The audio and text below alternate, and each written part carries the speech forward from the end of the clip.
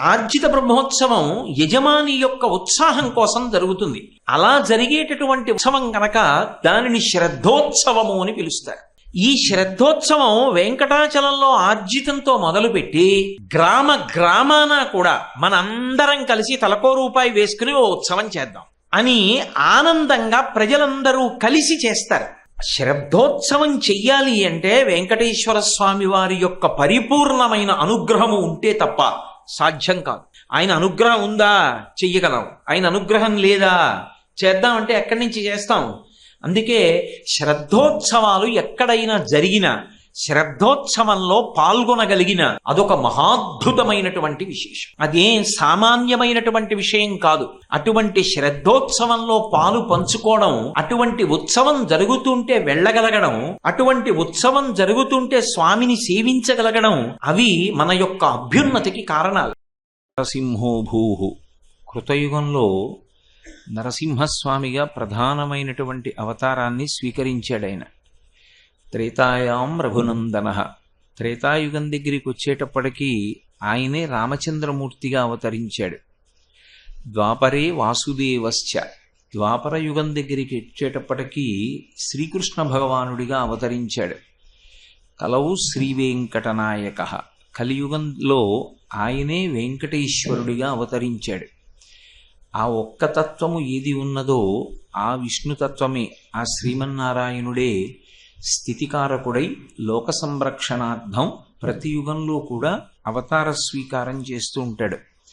అనేకమైనటువంటి అవతారాలు ఉన్నప్పటికీ ప్రధానమైనటువంటి అవతారములుగా ఒక్కొక్క యుగంలో ఒక్కొక్కటి కీర్తింపబడుతుంది.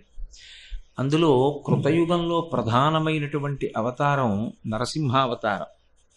అలాగే త్రేతాయుగంలో ప్రధానమైనటువంటి అవతారం రామచంద్రమూర్తి యొక్క అవతారం. ద్వాపర యుగంలో శ్రీకృష్ణ పరమాత్మ యొక్క అవతారం. కలియుగంలో ఆయనే శ్రీవేంకటేశ్వరుడిగా అవతరించాడు. మిగిలినటువంటి అవతారాల్లో రాక్షస సంహారం కూడా అనుషంగికంగా ఉంటుంది. అనుషంగికము అన్న మాట నేను ఎందుకన్నానంటే, ఆయనే భగవద్గీతలో ఎందుకు అవతార స్వీకారం చేస్తూ ఉంటాను అన్న దాని గురించి మాట్లాడుతూ ఒక మాట ప్రస్తావన చేస్తాడు. పరిత్రాణాయ సాధూనాం వినాశాయ చ దుష్కృతాం ధర్మ సంస్థాపనార్థాయ సంభవామి యుగే యుగే అంటాడు. పరిత్రాణాయ సాధూనాం. ఆయనని నమ్ముకున్నటువంటి పరమ భాగవతోత్తములైన వారెవరుంటారో అటువంటి వారు ఈశ్వరుణ్ణి ఒక రూపంతో సాకారంగా చూడకుండా మేము ఉండలేము అని కోరుకుంటే అటువంటి వారి కోరిక తీర్చడం కోసమని ఒక రూపంతో ఈ భూమండలం మీదకు వస్తూ ఉంటాడు. అలా రావడం ప్రధానం కాబట్టి పరిత్రాణాయ సాధూనాం వినాశాయ చ దుష్కృతాం. రాక్షస సంహారం కూడా ఒక ప్రధానమైనటువంటి ప్రయోజనమే. ఇందులో కలియుగంలో వెంకటేశ్వరుడిగా అవతరించినటువంటి స్వామి దుష్ట శిక్షణ చేయడం విషయంలో పెద్దగా జోక్యం చేసుకోలేదు. ఎందుకంటే యుగం కలియుగం కనుక కలి యొక్క ప్రేరణ చేత మనుష్యుల యొక్క మనస్సులు పాపం చేయడం వైపుకే ఎక్కువగా అనురక్తమై ఉంటాయి. ధర్మాన్ని విడిచిపెట్టి ఈశ్వరుడు ఏది చెయ్యవద్దు అని నిషిద్ధ కర్మగా ప్రకటన చేశాడో అటువంటి నిషిద్ధ కర్మని ఆచరించడంలోనే ఉత్సుకత కలిగి ఉండడం సహజమైన విషయంగా ఉంటుంది.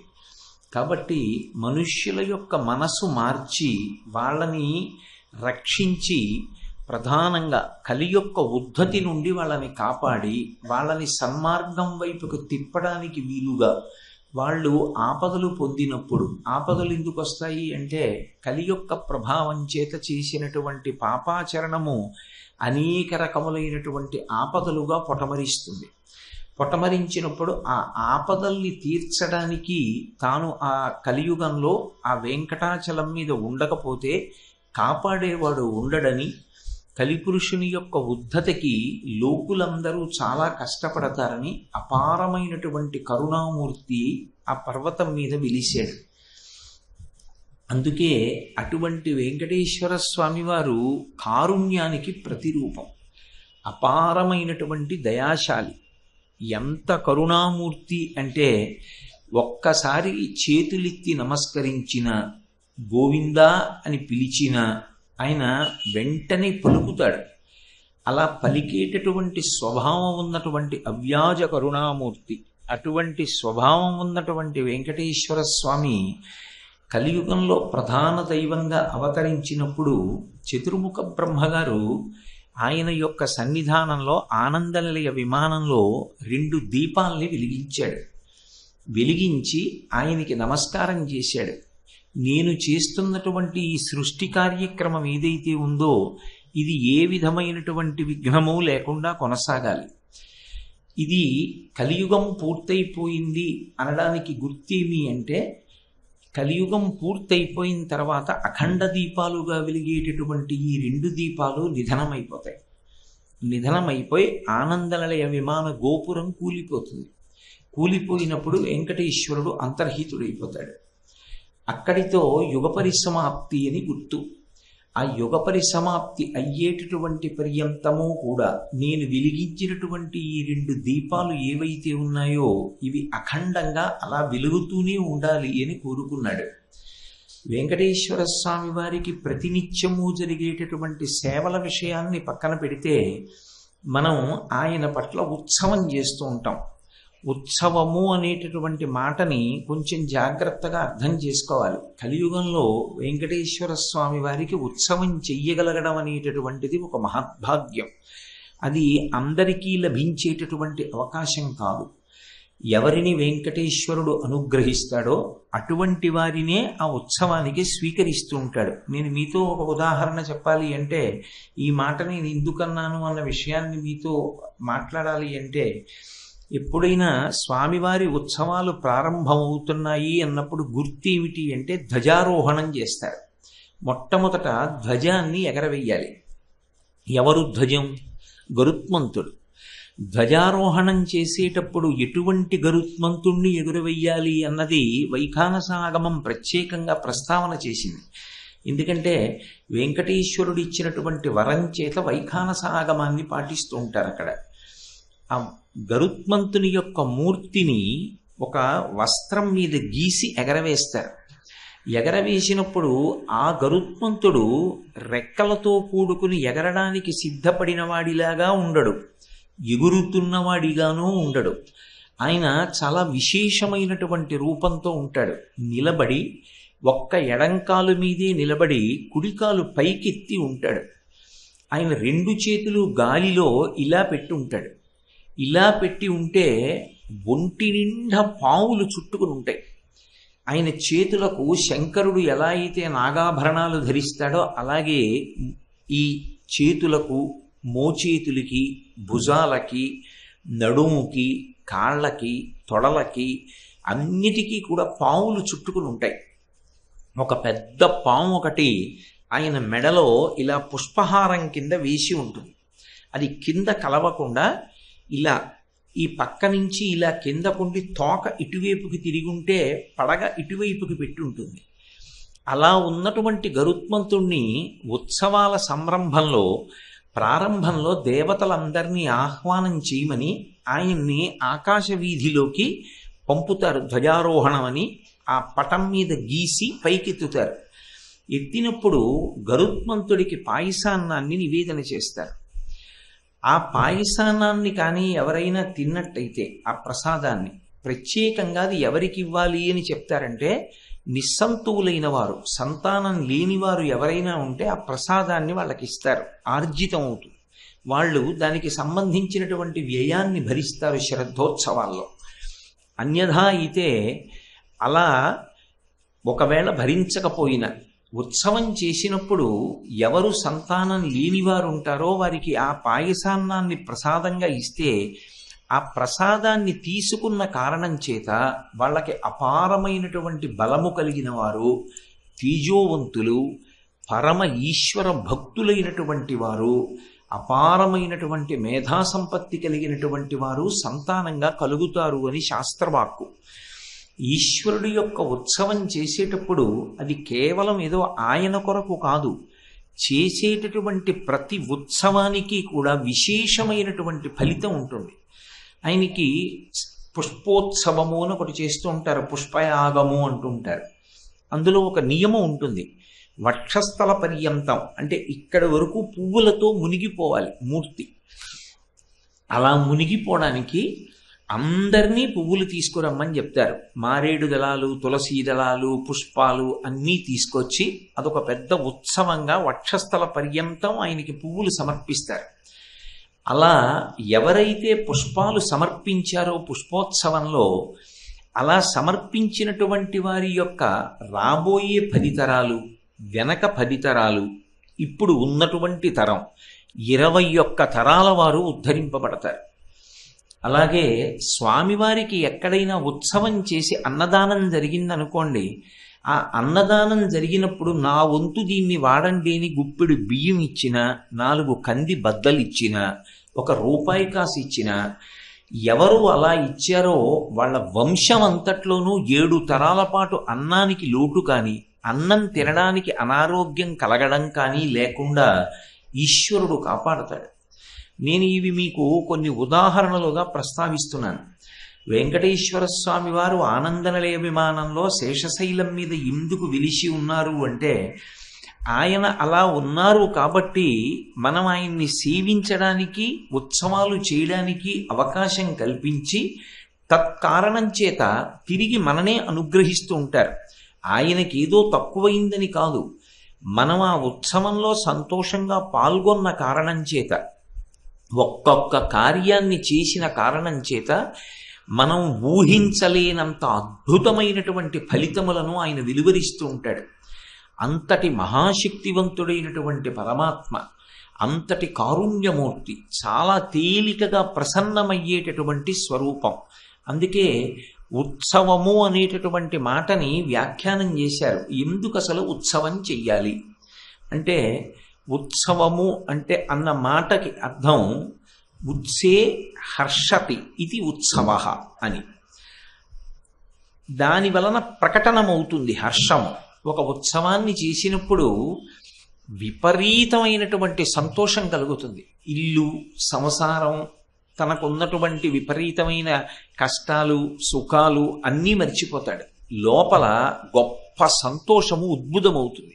అది ఎవరో ఒకరు చేసేది కాదు, జనులందరూ కలిసి, భాగవతులందరూ కలిసి పరమ సంతోషంగా కార్యక్రమాన్ని చేస్తారు. అలా చేసినప్పుడు ఆయన నామం చెప్తూ బయలుదేరడం దగ్గర నుంచి మీరు ఆ ఉత్సవ ప్రాంగణంలోకి అడుగు పెట్టడం వరకు కూడా ఈశ్వరుడు జీవితంలో చేసినటువంటి ఒక అద్భుతమైన విషయంగా స్వీకరిస్తాడు. స్వీకరించి ఆయన దానికి మనం లెక్క పెట్టడానికి వీలు లేనంత ఫలితాన్ని అనుగ్రహిస్తూ ఉంటాడు. అందుకే వెంకటేశ్వర అవతారం గురించి స్కాంద పురాణం మాట్లాడుతూ కొన్ని అద్భుతమైనటువంటి విషయాల్ని బయటపెడుతుంది. మనం వెంకటేశ్వర సుప్రభాతం పాడుతూ ఒక మాట అంటాం, రేఖామయధ్వజుధా కలశాత పత్ర వజ్రాంకుశాంబురుహ కల్పక శంఖ చక్రై భవ్యైరలంకృత తలౌ పరతత్వ చిహ్నై శ్రీ వెంకటేశ చరణౌ శరణం ప్రపద్యే అంటాం. ఆయన యొక్క పాదములను దర్శనం చెయ్యవలసినటువంటి విధానం గురించి సుప్రభాతంలో అన్నన్ అనబడేటటువంటి ఒక మహానుభావుడు రచన చేశాడు, దాన్ని ప్రస్తావన చేస్తాడు. అది సుప్రభాతంలో పాల్గొనడం, సుప్రభాతం చదవడం దగ్గర నుంచి కూడా మనసు ఉత్సాహాన్ని పొందుతుంది, హర్షము ప్రకటనమవుతుంది, ఆ సంతోషము వ్యక్తమవుతుంది. ఆ వ్యక్తమైన కారణం చేత ఆయన ఏం చేస్తాడంటే, దుఃఖములను తొలగించి నా సేవలో పాల్గొని నువ్వు ఇంత ఉత్సాహాన్ని, సంతోషాన్ని ప్రకటించావు కాబట్టి నీ దుఃఖములను నేను నాశనం చేస్తున్నాను అని చెప్పి, ఏవి మన దుఃఖమునకు కారణములు అంటే ధార్మికమైన కారణములు కొన్ని ఉంటాయి. నాకు ఉద్యోగం రావాలి అని ఒక చదువుకున్న పిల్లవాడు కోరుకున్నాడు అనుకోండి, అందులో ఏమీ దోషం ఉంది. నాకు పెళ్లి కావాలి అని ఒక ఆడపిల్లో మగపిల్లాడో కోరుకుంటే అందులో దోషం లేదు. నాకు సంతానం కలగాలి అని కోరుకుంటే అందులో దోషం లేదు. నేను మంచి కార్యక్రమాలు చెయ్యాలి అని కోరుకుంటే అందులో దోషం లేదు. అటువంటి కోరిక తీరకపోతే ఏర్పడేటటువంటి దుఃఖమునకు కారణము గత జన్మలలో చేసుకున్నటువంటి పాపము. అది ప్రతిబంధకంగా వచ్చిన కారణం చేత ఆ కోరిక తీరక దుఃఖపడుతుంటాడు. నీకు నిజానికి దుఃఖపడడానికి ఒక కారణం ఉన్నప్పటికీ కూడా నా సేవయందు పాల్గొని నువ్వు నీ దుఃఖాన్ని మరిచిపోయావు. లేదా నీకు గతంలో చేసుకున్నటువంటి పుణ్యాన్ని అడ్డుపెట్టి నేను కొన్ని సుఖస్థానాలు ఇచ్చాను. ఆయన మహదైశ్వర్యవంతుడు. కానీ ఆయన కూడా భగవంతుడి యొక్క నామం చెప్తూ నేను ఇంత ఐశ్వర్యవంతుణ్ణి అని ఏ పాటి అతిశయాన్ని ప్రకటించకుండా పరమ సంతోషంగా ఆ స్వామివారి యొక్క వాహనం వెడుతున్నప్పుడు పక్కన నిలబడి గోవిందనామం చెప్తూ నర్తన చేస్తూ ఆనందంగా బయలుదేరి వెడుతున్నాడు. ఇప్పుడు ఆయన తాను ఎంతటి వాణ్ణి అన్నది మరిచిపోయి పరమ సంతోషంగా నృత్యం చేస్తూ గోవిందనామం చెప్తూ చప్పట్లు కొడుతూ వెడుతున్నాడు. ఒకడు తన అతిశయాన్ని సుఖాన్ని మరిచిపోయాడు, ఇంకొకడు తన కష్టాన్ని మరిచిపోయాడు.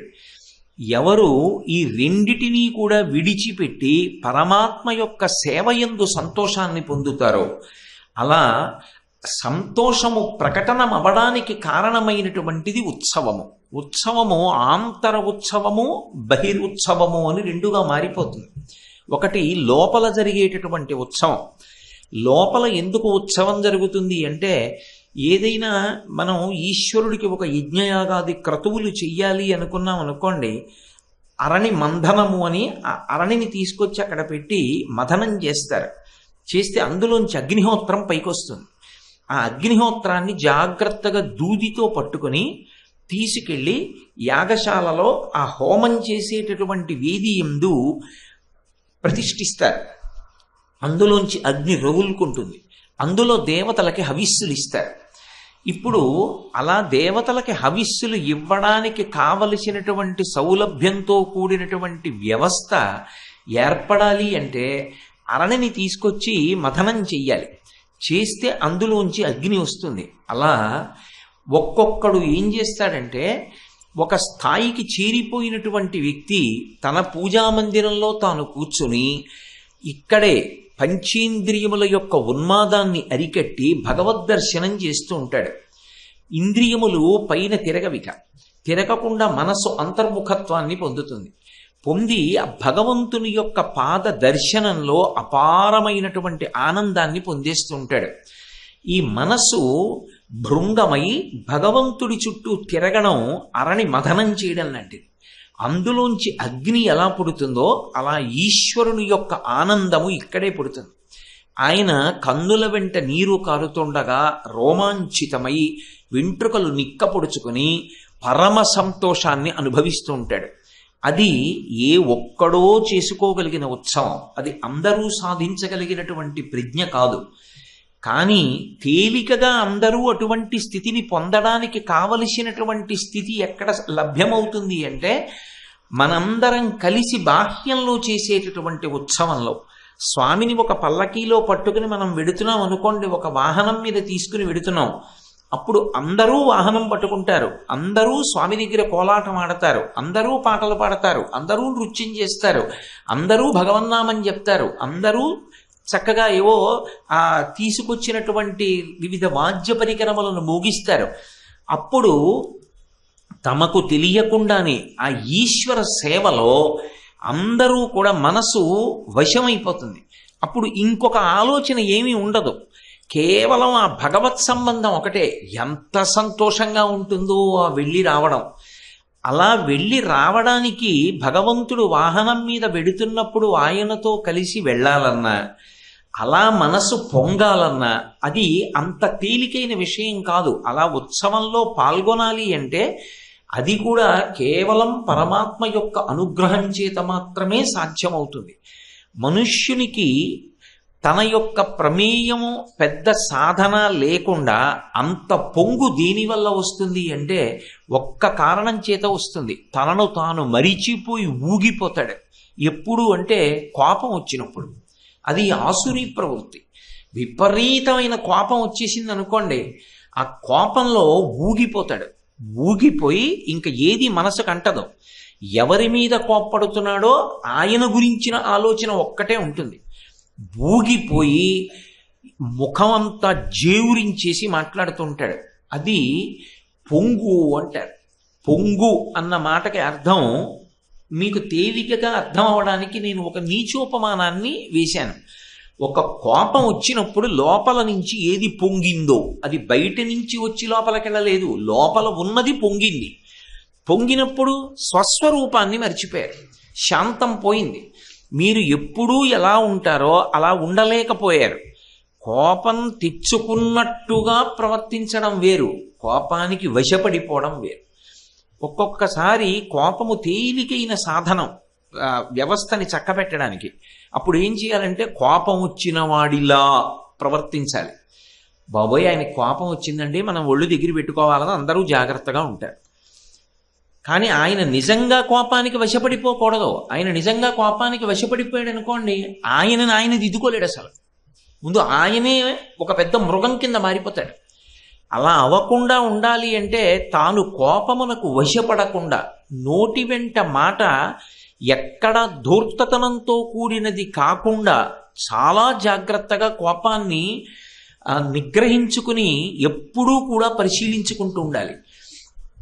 అదే కోపము లోపల నుంచి ఎలా ఉద్భుతమవుతుందో, ఎలా పైకి లేస్తుందో, అలా లోపలే దాగి ఉన్నటువంటి హర్షము, సంతోషము కూడా ఉద్భుతం అవ్వాలి. సంతోషం ఎప్పుడు ఉద్భుతమవుతుంది? మనకి కోరిక తీరిందనుకోండి, సంతోషము ఉద్భుతమవుతుంది. కానీ శాస్త్రంలో, యోగ శాస్త్రంలో ఒక మాట చెప్తారు. పతంజలి యోగ భాష్యంలో ఒక మాట చెప్తాడు. చాలా కోపం వచ్చినప్పుడు మనలో ఎంత శక్తి నష్టమైపోతుందో అంతకన్నా 10 రెట్ల శక్తి ఎప్పుడు నష్టమైపోతుంది అంటే మనకు ఒక కోరిక తీరింది అన్న సంతోషం ఉద్భుతమైనప్పుడు. కానీ భగవత్ సంబంధమైనటువంటి హర్షము లోపల నుంచి బయటికి ప్రకటనమైతే లోపల ఉండేటటువంటి అత్యంత ప్రధానమైన మౌలికమైనటువంటి అవయవాలన్నిటికీ కూడా రక్షణను చేకూర్చగలిగినటువంటి స్థితి పొందుతుంది. అది భగవత్ సంబంధమైనటువంటి హర్షమునకు, సంతోషమునకు ఉండేటటువంటి ప్రత్యేక లక్షణం. అది దేని చేత ఉద్భుతమవుతుంది అంటే కేవలము ఉత్సవమునందు పాల్గొన్న కారణం చేత మాత్రమే అలా పెళ్ళుబుకిందంటారు, పైకి పొంగిందంటారు. ఆ పొంగడం అనేటటువంటిది సాధ్యమవుతుంది. అందుకే ఉత్సవానికి రెండో నిర్వచనం చెప్తూ ఒక మాట అంటారు. ఉత్సే కామార్షః ఇతి రీత్యా ప్రసవే మహోత్సవః అని పిలుస్తారు. ఉత్సే కామర్షః. ఎప్పుడైతే ఒక ఉత్సవంలో మనం బయలుదేరి వెడుతున్నామో, ఆ ఉత్సవంలో పాల్గొనగానే మనకి తెలియకుండా మనకి సంబంధించిన అన్ని విషయాలు మరిచిపోయి అక్కడ ఏదో మంచి అభిషేకం జరుగుతోందనుకోండి, ఆ అభిషేకాన్ని చూస్తూ గొప్ప ఆనందపడిపోయి ఇలా 2 చేతులతో నమస్కారం చేసి పరవశించిపోతుంటాం. అందుకే అభిషేక ప్రక్రియలో కూడా చాలా మనసుని ఆకట్టుకుని రంజకత్వం పొందేటటువంటి విషయాలుగా కూడా దాన్ని రూపకల్పన చేస్తుంటారు. కారణం, అది చూస్తున్నప్పుడు మనసు ఉద్భుతమవుతుంది, లోపల నుంచి హర్షము పొంగుతుంది. అలా ఈశ్వర సేవలో ఎన్ని రకాలుగా మార్చి ఆ పొంగు తెచ్చుకోవచ్చో అన్ని రకాలుగానూ ఆ పొంగుని పొందడానికి సాధనంగా ఉత్సవం నిలబడుతుంది. అందుకే అది ఒకరి కొరకు కాకుండా జనులందరూ కలిసి చేసుకుంటారు. దాని వలన ప్రయోజనము ఎవరో ఒకరికి సంభవించదు, అందరికీ సంభవిస్తుంది. అందుకే ఇంట పూజ చేసుకున్నవాడి కన్నా ఒక ఉత్సవ నిర్వహణ చేసినటువంటి వాడు ఈశ్వరుని యొక్క అనుగ్రహానికి విశేషంగా పాత్రుడవుతాడు. ఎందుకంటే ఆయన అది తన కొరకు చేసినది కాదు, తన కొరకు చేసుకున్నది కాదు. తనకి ఈశ్వరుడు ఏ విభూతిని ఇచ్చాడో ఆ విభూతిని ఇంతమందికి మనసులోంచి పొంగు రావడానికి ఉపయోగించాడు. అలా ఎవడు ఉపయోగించాడో అలా ఉపయోగించిన వాళ్ళందరూ ధన్యులే. అందుకే అందులో అందరూ భాగస్వాములు అవుతారు. ఒకడికి బాగా వాహనం పట్టుకోవడం వచ్చు, వాహనాన్ని ఎలా కదపాలో వచ్చు, ఒకడికి గొడుగులు పట్టుకోవడం వచ్చు, ఒకడికి సుప్రభాతం పాడటం వచ్చు, ఒకడికి ప్రాంగణాన్ని తొడవడం వచ్చు, ఒకడికి పుస్తకాలు చక్కగా పంచిపెట్టి వినయంగా మళ్ళీ అడిగి తీసుకుని దాచడం వచ్చు, ఒకడికి అలంకారం చేయడం వచ్చు, ఒకడికి డబ్బు ఉంది, ఆ డబ్బుతోటి ఉత్సవాన్ని ఆర్థికంగా పరిపుష్టం చేస్తాడు. ఇలా ఎవరెవరు ఆ ఉత్సవంలో తమ విభూతిని ఉపయోగించి మిగిలిన వారందరి యొక్క హర్షము ప్రకటనమవడానికి కారణమవుతున్నారో వాళ్ళకి ఈశ్వరుడి వలన కలిగేటటువంటి అనుగ్రహము కామ్యకర్మగా వాళ్ళు ఇంట్లో కూర్చుని చేసుకునేటటువంటి కర్మ కన్నా కూడా చాలా విశేషమైన రీతిలో ప్రకటనమవుతూ ఉంటుంది. అసలు ఈ ఉత్సవాన్ని, ఈ సంతోషాన్ని ఎప్పుడూ ఎవరు పొందుతుంటారంటేట నిజానికి వెంకటేశ్వరావతారంలో దానికి ప్రథమ తాంబూలం ఎవరు పుచ్చుకుంటారు అంటే లక్ష్మీదేవి పుచ్చుకుంటుంది అని చెప్పింది స్కందపురాణం. ఎందుకు పుచ్చుకుంటుంది అని అడిగారు. దానికి కారణం ఎక్కడా లేని రీతిలో ఒక్క కలియుగంలో వెంకటేశ్వర స్వామి వారి యొక్క అవతారం ఏకబేరమూర్తి అవతారము అని పిలుస్తారు. ఏకబేరమూర్తి అన్న మాటకు అర్థం ఏంటంటే దేవాలయ ప్రాంగణంలో ఆయనకి వినా ఇక ఎవ్వరికీ పూజలు ఉండవు. ఇక ఎవ్వరికీ పూజ ఉండదు కాబట్టి పక్కన లక్ష్మీదేవి కూడా ఉండదు. కానీ వక్షస్థలమునందు దయాస్వరూపిణి అయి ఉంటుంది. మళ్ళీ ఆవిడికి వేరుగా పూజలు, వేరుగా దేవాలయం అవన్నీ ఏమీ ఉండవు. ఒక్క శ్రావణ శుక్రవారం వరలక్ష్మీ వ్రతం చేసినప్పుడు మాత్రం స్వామివారి వంటశాల దగ్గర ఉండేటటువంటి వకుళమాతా స్వరూపాన్నే లక్ష్మీ స్వరూపంగా చూసి అభిషేకం చేసి నైవేద్యాలు చేస్తారు తప్ప ఇక మళ్ళీ లక్ష్మీదేవి ఆలయం కానీ ఇతరత్ర ఆలయాలలో సేవలు కానీ ఉత్సవాలు కానీ ఉండవు. అందుకే యోగ నరసింహస్వామి వారి దేవాలయం వెంకటాచలంలో ఆ వెంకటేశ్వర స్వామి వారి దేవాలయ ప్రాంగణంలోనే ఉన్నప్పటికీ మళ్ళీ ఇక ప్రత్యేకంగా పూజలు కానీ ఉత్సవాలు కానీ ఏమీ ఆ స్వామికి ఉండవు. ఒక్క వెంకటేశ్వర స్వామి వారికి మాత్రమే జరుగుతుంటాయి ఆ ఉత్సవాలు. అలా ఎక్కడ నిలబడి ఉంటాడో అలా నిలబడినటువంటి రూపము సాక్షాత్తు పరబ్రహ్మమే. అందుకే ఆయన శివుడు కాదు, ఆయన సుబ్రహ్మణ్యుడు కాడు, ఆయన దేవి కాదు, ఆయన ఇంకోటి కాదు, ఇంకోటి కాదు కాదు, ఆయన కానిది ఏది అని అడగవలసి ఉంటుంది. ఆయన కానిది ఏదీ లేదు, అది పరబ్రహ్మస్వరూపం. కాబట్టి అన్నీ దానిలోకే వెళ్ళిపోతాయి. వెళ్ళిపోయి ఈ కన్నులతో మాంసనేత్రంతో చూడడానికి వీలుగా నిలబడి ఉంటాడు. అలా నిలబడి ఉంటాడు కాబట్టి అమ్మవారుట ఇక్కడ ఉండి ఎప్పుడూ ఆయన ముఖమండలం వంక చూసి పరవశించిపోతూ ఉంటుంది. అదే లక్ష్మీదేవి పద్మ అన్న పేరుతో పద్మముల వంటి తన హస్తాలతో ఎప్పుడూ వెంకటేశ్వరుడు యొక్క పాద సంవాహనం చేస్తూ ఉంటుంది. అందుకే మన లక్ష్మీ మహీతదనురూప నిజానుభావ నీలాది దివ్య మహిషీకర పల్లవానాం ఆరుణ్య సంక్రమణత కిలసాంద్ర రాగౌ శ్రీ వెంకటేశ చరణౌ శరణం ప్రపద్యే అంటారు. అమ్మ పైన వక్షస్థలంలో ఉంటుంది, మళ్ళీ కింద పద్మపీఠంగా ఉంటుంది. పద్మాలయ అని ఎవరికి పేరు? అమ్మవారికి పద్మంలో ఉంటుంది. ఆమె పద్మరూపంగా మారి వెంకటేశ్వరుని యొక్క పాదములను వహిస్తూ ఉంటుంది. ఆమె ఆయన యొక్క పాదముల వంక చూస్తూ మురిసిపోతూ ఉంటుందిట ఎప్పుడు.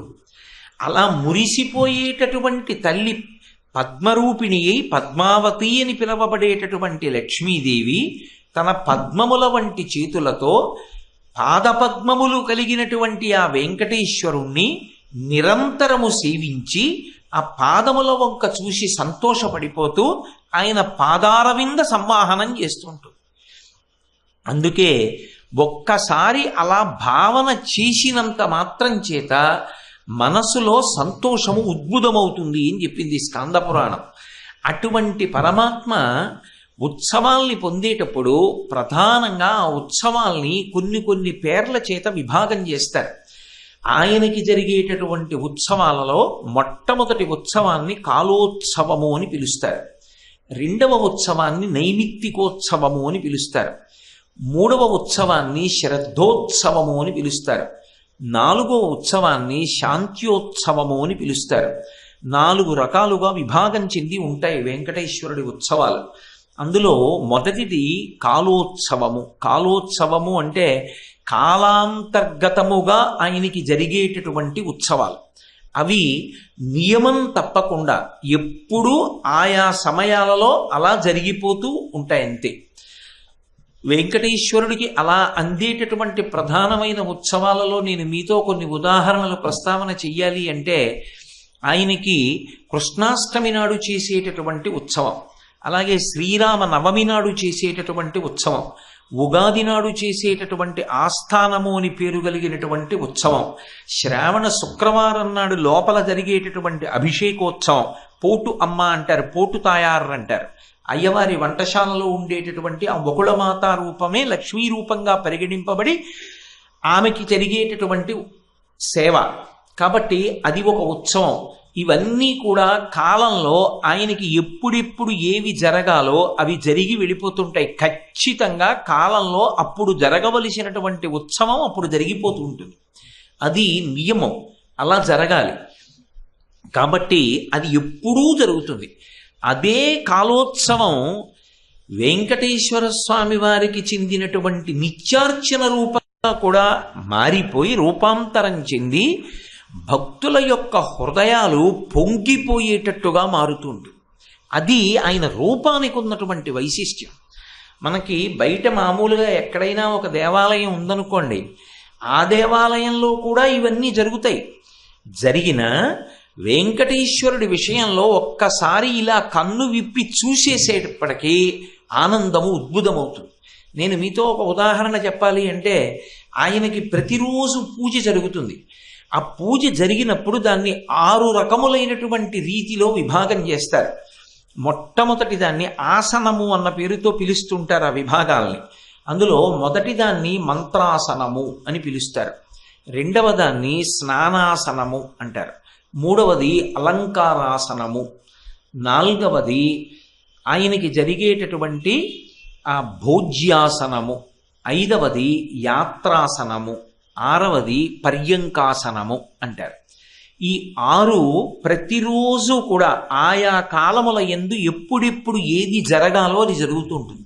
ఉదాహరణకి మంత్రాసనము అని ఆయనకి జరిగేటటువంటి సేవలలో ఒక అంతర్భాగం, అది చూడడం కూడా సంతోషమే అన్నారు. ఏమిటా మంత్రాసనం అంటే అసలు ఎవరు వెంకటేశ్వరుణ్ణి సేవించడానికి బ్రహ్మస్థానంలో కూర్చుని ఉంటారో, అంటే ప్రధానమైనటువంటి అర్చకుడుగా ఉంటారో, ఆయన వేసుకునేటటువంటి పీట ఒక విశేషంతో ఉంటుంది. దాని మీద ఆదికూర్మం ఉంటుంది. ఆదికూర్మం లిఖింపబడినటువంటి ఒక పీట ఉంటుంది. ఆ పీట స్వామివారికి కుడి చేతి పక్క మాత్రమే వెయ్యాలి అని, స్వామివారికి కుడి చేతి పక్క మాత్రమే వేసి ఉత్తర దిక్కుని చూస్తూ, ఎందుకంటే ఆనంద నిలయంలో ఉన్న స్వామి తూర్పుని చూస్తూ ఉంటారు, తూర్పుని చూసేటటువంటి స్వామి దగ్గర కుడి చేతి పక్క కూర్చొని ఉత్తర దిక్కుగా చూస్తూ ఆయనకి చేసేటటువంటి సేవని ప్రారంభం చేస్తారు. ఈ సేవకి ప్రారంభం ఎక్కడా అని అడిగారు. అంటే అలా పూజ చెయ్యడానికి కూర్చున్న అర్చకుడు చేసేటటువంటి ప్రాణాయామం దగ్గర నుంచి విశేషమే. నీకు చూడగలిగిన కన్ను ఉండాలి తప్ప అసలు అలా కూర్చుని ఆయనని అర్చించడానికి అధికారం పొందడం అంటే అది మామూలు మాటలు కాదు. ఎక్కడో జన్మజన్మాంతర సుకృతం ఉంటే తప్ప బ్రహ్మస్థానమునందు వరింపబడడం, అలా కూర్చోపెట్టరు. వెంకటాచలంలో ప్రధాన అర్చకుడిగా కూర్చోవడము అంటే దానికి ఒక పెద్ద సుకృతం ఉంటే కానీ సాధ్యం కాదు. అందుకే ఆయనని తీసుకురావడం కూడా అంత గొప్పగా తీసుకొస్తారు. ఆయనని తీసుకురావడానికి కూడా ప్రత్యేకంగా ఆయన ఉండేటటువంటి ఇంటికి వెళ్ళి కాగడాలు పట్టుకుని వెంకటేశ్వర కైంకర్య పరులు వస్తున్నారు దారి విడువండి అని అరుస్తూ కాగడాలు పట్టుకుని వాద్యఘోష చేస్తూ తీసుకొస్తారు. అందుకే అసలు ఆ అర్చకుడు బయలుదేరి వచ్చేటటువంటి విధానమే మనసులో ఒక హర్షాన్ని పెంపొందించేటటువంటి రీతిలో ఉంటుంది. మీరు ఎప్పుడైనా తిరుమల వెళ్ళినప్పుడు కళ్యాణం చేయడానికి వాళ్ళు తీసుకొచ్చే పీట మీరు చూశారో లేదో, ఆ అర్చకులు ప్రధానంగా మంత్రభాగాన్ని సమన్వయం చేసేటటువంటి వ్యక్తి కూర్చోడానికి ఓ పీట తీసుకొస్తారు. పెద్ద పీట ఉంటుంది, దాని మీద ఆదికూర్మం చెక్కబడి ఉంటుంది. అలా ఆదికూర్మం చెక్కబడినటువంటి పీట మీద కూర్చుంటారు. దానికి ప్రత్యేకంగా ఒక వ్యక్తి సహాయకుడిగా ఉండి ప్రధాన అర్చకుడు వస్తున్నాడు అంటే ఆ పీట వేయాలి, వేస్తే దాని మీద కూర్చుంటారు. అందుకే వెంకటేశ్వరుడి ఆరాధన ఎక్కడ మొదలు అంటే ఆయన సేవలో మొదలు కాదు, ఆయన సేవ చెయ్యడానికి ప్రధానంగా నియమింపబడిన వారి రాక దగ్గర మొదలు. అందుకే అది ఉత్సవం. అందుకే మనం సుప్రభాతానికి వచ్చేటప్పుడు ఏం చేస్తుంటాం, అందరం వచ్చేసి నిలబడేదో సుప్రభాతం పఠించడం కాదు, ఆ వేళ కొరకు ఎదురు చూస్తూ అర్చకుల్ని కాగడాలతోటి మేళతాళాలతోటి దారి విడవండి దారి విడవండి అంటూ వాళ్ళు వెనక ఉంటే మనందరం ముందు నడుస్తూ గోవిందనామం చెప్తూ తీసుకొస్తాం. అసలు ఆ తీసుకురావడానికి అందరం వెళ్ళడం, వాళ్ళని తీసుకురావడమే ఒక పెద్ద ఉత్సవం. కాబట్టి కాలోత్సవమునందు ఆయనకి జరిగేటటువంటి తిథులలో జరిగే ఉత్సవాలు పక్కన పెట్టండి. అసలు ఆయన నిత్య పూజలో అర్చకుడు వచ్చి పీట వేసుకు కూర్చోవడం ఒక ఉత్సవం. అలా వచ్చి కూర్చుంటారు. ఒక్క వెంకటేశ్వరుడి ప్రధానార్చకుడి విషయంలో అంత మర్యాదతో కూడుకుని ఉంటుంది.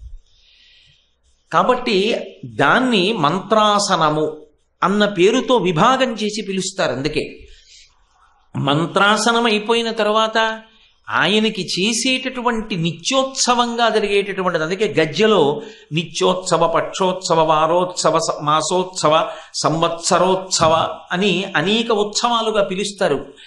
అందులో తరువాత జరిగేటటువంటి ఉత్సవం ఆయనకి జరిగేటటువంటి స్నానోత్సవము. అందుకే స్నానాసనము అని పిలుస్తారు. అంటే ఆయన స్నానం చేయడం ఒక పెద్ద ఉత్సవం.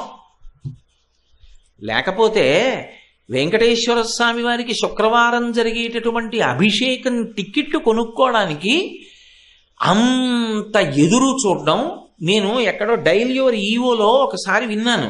ఒక ఆయన ఈవో గారిని ప్రశ్న వేశాడు, నాకు 65 ఏళ్ళు, ఇప్పుడు అభిషేకం టికెట్ కావాలి అంటే ఏ 30 ఏళ్ళలో ఎదురు చూడాలి అంటే నేను శరీరంతో ఉండగా ఇక చూడడం కుదరదా అని అడిగాడు. అంటే స్వామివారి యొక్క స్నానం చూడడం అంత పెద్ద ఉత్సవం. అంత పెద్ద ఉత్సవం ఎందుకయింది అంటే అసలు ఆ అభిషేకానికి ఆ నిజమూర్తిని సిద్ధం చేయడం అనేది ముందు రోజు నుంచి తయారవుతుంది. ఆ ముందు రోజు తయారవడం దగ్గర నుంచి ఆయన దర్శనం ఉత్సవం. శుక్రవారం నాడు అభిషేకం మాట అలా ఉంచండి, గురువారం నాటి ఉదయం సళ్ళింపు కార్యక్రమం మొదలవుతుంది. వెంకటేశ్వరుడు అనేకమైనటువంటి ఆభరణముల చేత, పెద్ద పట్టు చీర చేత ఆచ్ఛాదింపబడి ఉంటాడు. నిజానికి ఆయన యొక్క కోమలమైన శరీరం ఎక్కువ కనపడదు. గురువారం ఉదయం పూజ అయిన దగ్గర నుంచి ఒక్కొక్కటి తగ్గించేస్తారు. గురువారం సాయంకాలం అయ్యేటప్పటికీ ఊర్ధ్వపుండ్రాల్ని కూడా సన్నగా చేసేస్తారు. సన్నటి ఊర్ధ్వపుండ్రాలు పెట్టుకుని ఆయన యొక్క నేత్రకమలములు కనపడుతుంటాయి. నేత్ర దర్శనం అంటారు. అందుకే గురువారం సాయంకాలం దర్శనానికి అంత వెంపర్లాడిపోతారు అందరూ. ఆయన యొక్క నేత్రములు, ఆ కనురెప్పలు కూడా అంత అందంగా దర్శనమిస్తాయి. బట్ట మామూలు పంచె కట్టుకోవడం కాదు, పూలతో చేయబడినటువంటి పంచె కట్టుకుంటాడు. ఆ పంచె ఎలా కట్టాలి, ఉత్తరీయం ఎలా వెయ్యాలి, దాన్ని ఎలా అందంగా తీసుకురావాలి అన్న దాని మీద కూడా ప్రకరణం. మళ్ళీ అంత అందంగా పంచె కట్టి పూలతోటి ఉత్తరీయం వేస్తారు. అలా ఉత్తరీయం వేయబడి అలా తగ్గింపబడినటువంటి ఊర్ధ్వపుండ్రములు కలిగినటువంటి ఆ మూర్తిని చూడడమే చాలా విశేషంగా ఉంటుంది. ఇక శుక్రవారం జరిగేటటువంటి పూరాభిషేకం అంటే స్వామివారికి జరిగేటటువంటి అభిషేకం అదేమి మామూలుగా సామాన్యమైన రీతిలో ఉండదు. ఆయన అభిషేకంలో ఏ వస్త్రములు వాడాలి, ఎప్పుడు వస్త్రం ఎప్పటి వరకు ఉంచాలి, ఎప్పుడు వస్త్రం పూర్తిగా తీసేయాలి అన్నది కూడా ఒక్కొక్క అంగము జరుగుతుంటే అక్కడ వరకు అలా జరగాలి. ఆ తర్వాత ఇంకొకలా ఉండడానికి వీల్లేదు. మీకు నేను ఒక ఉదాహరణ చెప్పాలి అంటే, ఆయనకి మొట్టమొదట పోసేటటువంటి క్షీరం అంటే ఆవు పాలు పోసేటప్పుడు ఆ ఆవు పాలు ఒక బంగారు తొడుగు కలిగినటువంటి శంఖంలో పోసి అందించాలి. శంఖంలో పోసి ఆ పాలు ఎవరు అందించాలి అన్నది కూడా పెద్ద వ్యవస్థ. ఆ నియమం ప్రకారమే చెయ్యాలి. దాన్ని ఒక్క జియంగారులు చేస్తారు. వెంకటాచలంలో దేవాలయ వ్యవస్థని, తిరుమలలో ఉండేటటువంటి ఉత్సవాలన్నిటినీ కూడా నిర్వహించడానికి సంసారులైతే మళ్ళీ ఏవో కామ్యాలు ఉంటాయని సన్యాస వ్యవస్థకు అప్పచెప్పారు. అందులో 2 ఉంటారు సన్యాసులు, పెద్ద జియంగార్, చిన్న జియంగార్ అంటారు. పెద్ద జియంగార్ అన్ని కార్యక్రమాలు నిర్వహించడానికి అధికారం పొందిన వ్యక్తి. ఆయన పెద్దవారు అయిపోయే లోపలే రెండవ వారిని మళ్ళీ సిద్ధం చేసేస్తారు. వారిని చిన్న జియంగారులు అంటారు. పెద్ద జియంగారు, చిన్న జియంగారు వీళ్ళిద్దరూ బయలుదేరి వస్తారు. చిన్న జియంగారు రాకపోయినా పెద్ద జియంగారులు వస్తే చాలు. ఇందులో ఒక ఒక విశేషం ఉంటుంది మళ్ళీ. ఈ పెద్ద జీయం గారు కూడా ఒక శరీరంతో ఉన్న వ్యక్తే కదా, వారికి ఎప్పుడైనా శరీరానికి ఓ ఖేదం కలగచ్చు, అనారోగ్యం పుటమరించచ్చు, వారు రాలేని స్థితి ఏ కారణం చేతనైనా కలగచ్చు. అలా వారు రాలేకపోతే చిన్నజీయం గారు రావలసి ఉంటుంది. అందుకే దేవాలయం తాళం వేసినప్పుడు తాళం వేసినటువంటి తాళం యొక్క ఒక చెవి ప్రధాన అర్చకుడి దగ్గర ఉంటే ఒక చెవి మళ్ళీ జీయం గారి దగ్గర ఉంటుంది. మళ్ళీ మరునాడు ఉదయం తాళం తీసేటప్పుడు జీయం గారు తాళం తీసి లోపలికి వెళ్ళాలి సన్నిధి గొల్లతో పాటు. అభిషేకం జరిగేటప్పుడు అభిషేక ప్రక్రియలో ఆ పాలు పోసినటువంటి బంగారు తొడుగు కలిగిన శంఖంతో పాలు అందించడానికి ఒక్కదానికే జీయం గారికి అధికారం. మూర్తిని ముట్టుకోవడానికి కానీ అభిషేకం చేయడానికి కానీ మళ్ళీ జీయం గారికి అధికారం ఉండదు. అది మళ్ళీ ప్రధాన అర్చకుడు ఒక్కరే చేస్తారు. ప్రధాన అర్చకుడికి ఎవరు సహాయకులు ఉంటారో వారు స్వామి వెనక నిలబడతారు. వెనక నిలబడి ఆయన స్వామివారి యొక్క కేశపాశం ఉంటుంది, అలంకారం తీస్తే కనపడుతుంది, పెద్ద జుత్తు భుజాల మీదకు పడుతుంది. ఆ కేశపాశాన్నంతటినీ అభిషేకం చేసి దాన్నంతటినీ కూడా గట్టిగా రుద్దుతారు. ఆ అభిషేక ప్రక్రియలో మళ్ళీ కొన్ని విశేషాలు ఉంటాయి.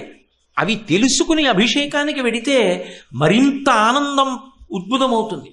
అందులో మొదటి చెయ్యవలసింది ఏమిటంటే దంతకాష్ఠ సమర్పణము అంటారు.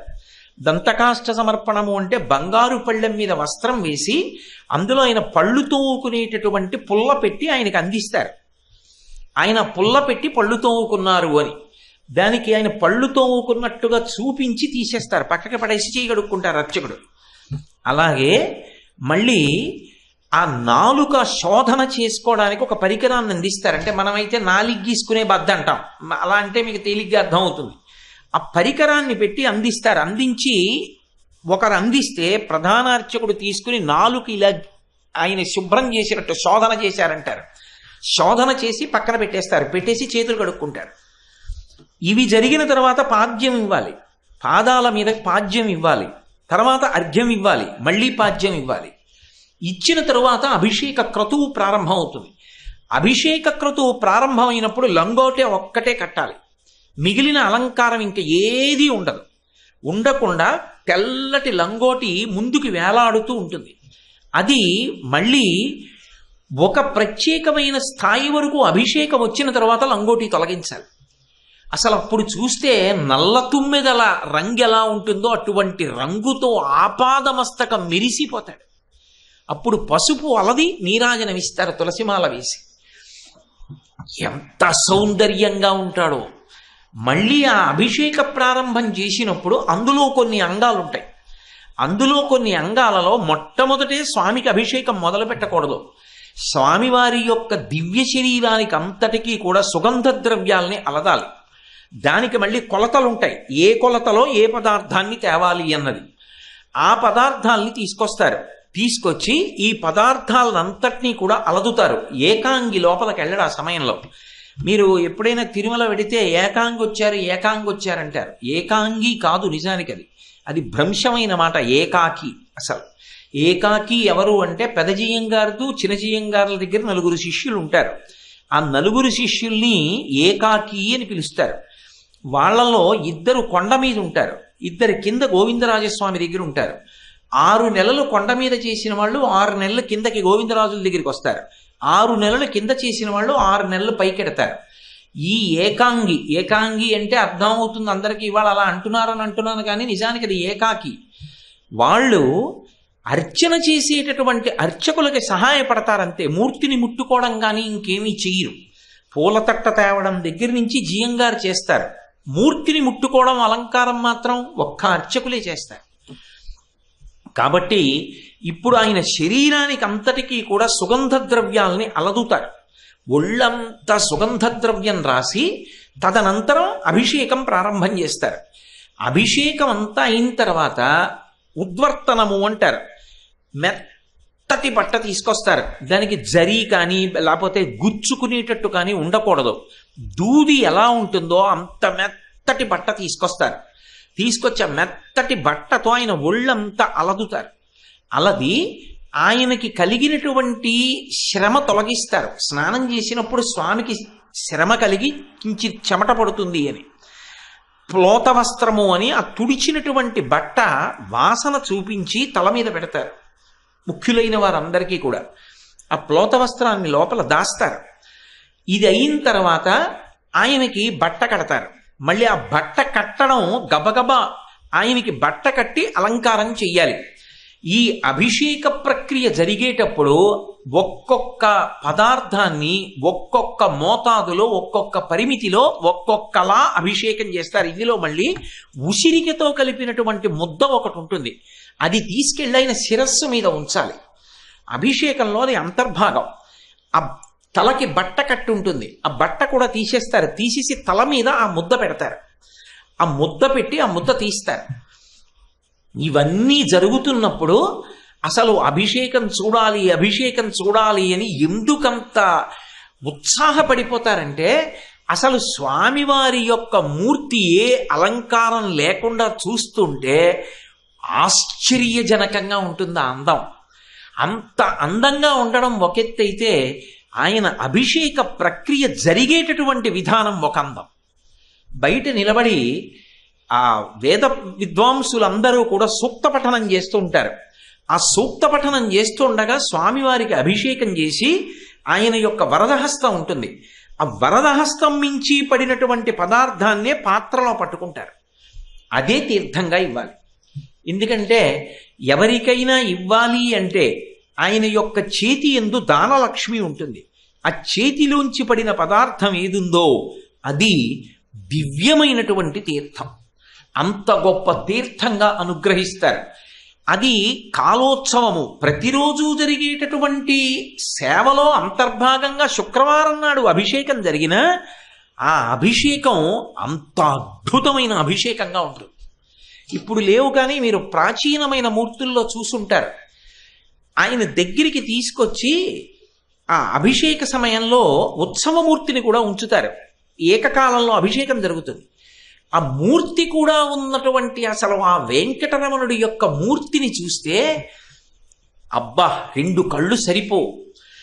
బట్టలన్నీ విప్పేసి లంగోటా కట్టి తలకి గుడ్డ కడితే ఒక అందం, తలకి గుడ్డ కూడా తీసేస్తే ఇంకో అందం, మొలకి కట్టిన లంగోటా కూడా తీసేస్తారు ఆఖరికి పసుపు రాసేటప్పుడు. అప్పుడు అదొక అద్భుతమైన అందం.